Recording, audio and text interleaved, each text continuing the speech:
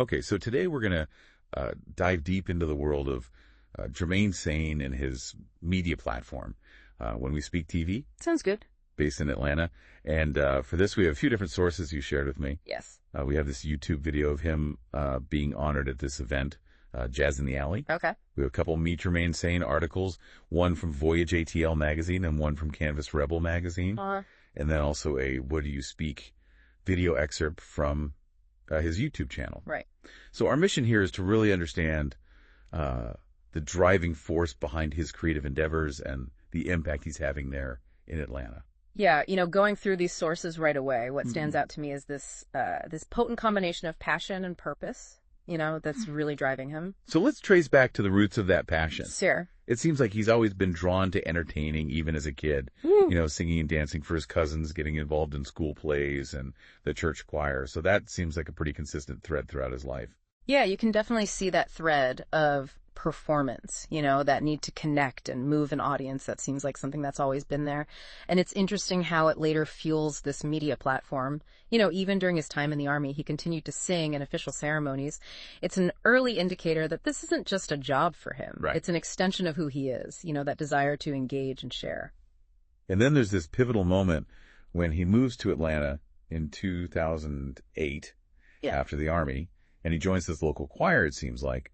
That really amplified his involvement in the entertainment sphere. Oh, absolutely. That choir experience was a game changer. It's fascinating how something so seemingly small, the choir's lack of social media presence led him to start posting videos online. It wasn't this big, meticulously planned business launch. Right. It was just him trying to address a need, and it unexpectedly opened up so many doors. And those were some pretty huge doors. He ended up sharing the stage with artists like Cam Hart, even collaborating with Verizon Wireless. Right. Talk about an evolution. It is. Yeah.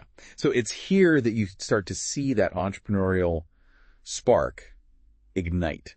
He sees the potential of online visibility and how it can fuel growth. And the key insight was realizing he could apply that same energy and approach to his own aspirations and to supporting other artists. Exactly. It was about empowerment.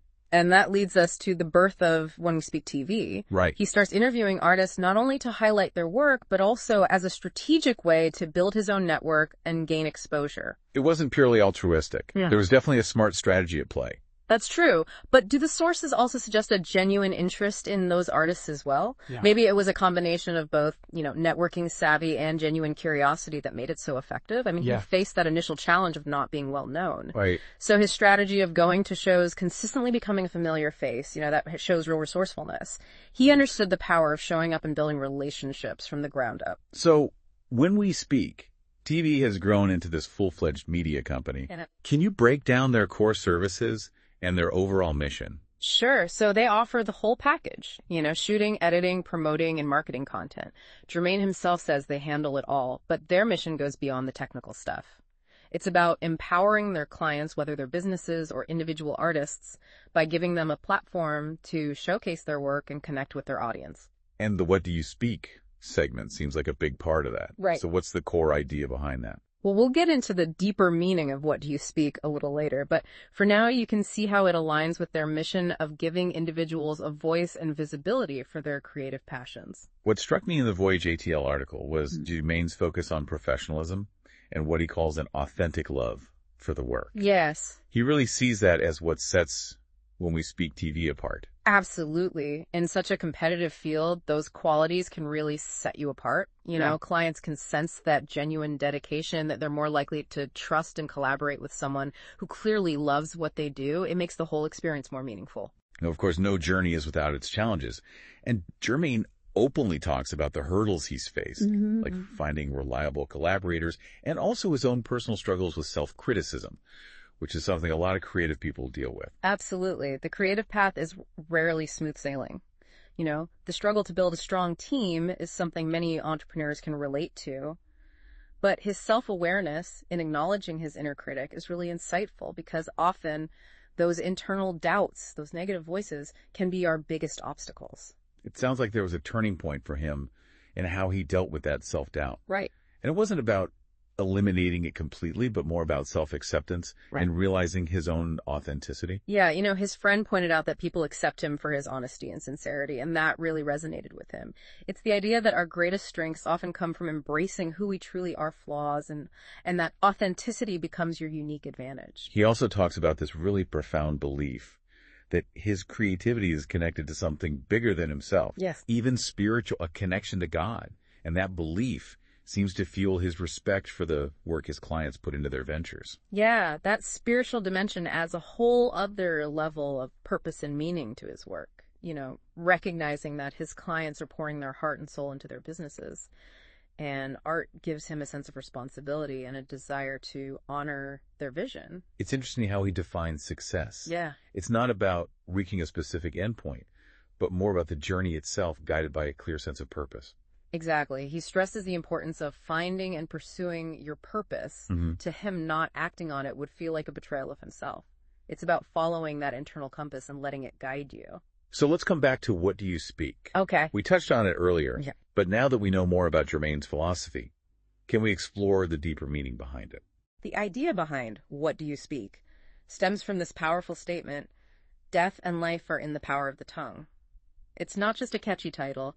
It represents a belief in the impact of our words, our creative expression, and the messages we share with the world. It's about the responsibility that comes with having a platform. He sees creativity in any form, whether it's video music or any art form, as this incredible gift, almost sacred. So for him, those creative spaces go beyond just being a workplace.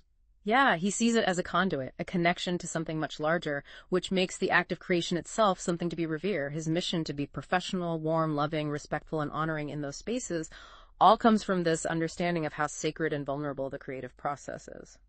And that brings us to the question of how we can best support artists and creatives, especially those who are independent and might be struggling. Oh, right. As an independent creator himself, Jermaine brings a valuable perspective. He talks about the impact of those seemingly small online interactions, the views, the likes, the comments, especially for what he calls positive media content that uplifts and supports, because that can sometimes struggle to gain traction. So it's about actively engaging with the content you appreciate, not just passively consuming it. Exactly. It doesn't always require a financial contribution. Sometimes just taking a moment to watch, or leave a comment can make a real difference in helping that content reach a wider audience. And it all contributes to those algorithms that determine what gets seen. It does. And finally, there's that heartwarming moment at Jazz in the Alley where Jermaine is recognized for his 10 years of sponsoring the event through When We Speak TV. It's a powerful testament to his impact. Being acknowledged by the organizer for 10 years of providing video coverage really speaks volumes about his dedication and the value he consistently delivers, and that thank you and gift were well deserved.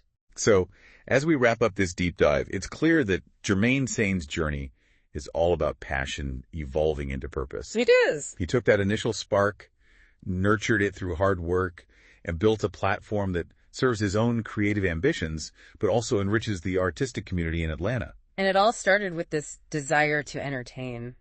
It does make you think about what message you're putting out into the world. It does. And how you're supporting the creatives around you. Absolutely. It's something for us all to reflect on. Thanks for joining me on this deep dive. My pleasure.